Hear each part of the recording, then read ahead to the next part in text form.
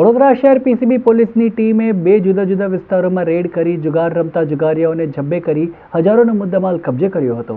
શહેરના તુલસીવાડી વિસ્તારમાં સુમન બેકરી સામે ધવલ ચંદ્રકાંત રાજપૂત પગાર પર નોકરો રાખી આંકડાનો જુગાર રમાડતો હોવાની માહિતી પીસીબી પોલીસને મળી હતી, જેથી પોલીસે ઉપરોક્ત સ્થળે રેડ પાડી અશ્વિન ઉર્ફે અનિલ મનુભાઈ જાડેજા તથા નસીર ખાન બસીર મિયા પઠાન તથા ધવલ રાજપૂતને ઝડપી પાડ્યા હતા। ધવલ સામે અગાઉ પણ પ્રોહિબિશનના 7 ગુના નોંધાઈ ચૂક્યા છે। પોલીસે રોકડા રૂપિયા 48,040, 2 મોબાઈલ મળી કુલ રૂપિયા 68,040નો મુદ્દામાલ જપ્ત કર્યો છે।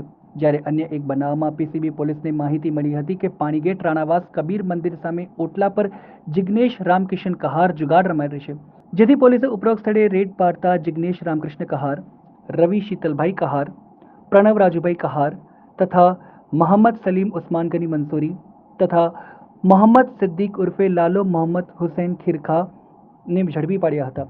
પોલીસે રોકડા રૂપિયા 11,610, મોબાઈલ સહિત રૂપિયા 27,110નો મુદ્દામાલ જપ્ત કર્યો છે।